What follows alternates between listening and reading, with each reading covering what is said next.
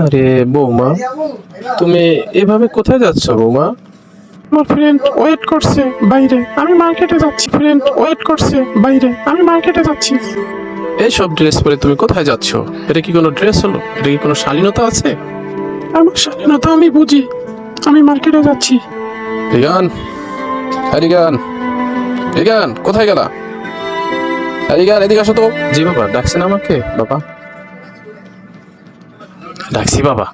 এতক্ষণ পরে কোত্থেকে আসছো? খবর টবর রাখো, বউ কোথায় গেল?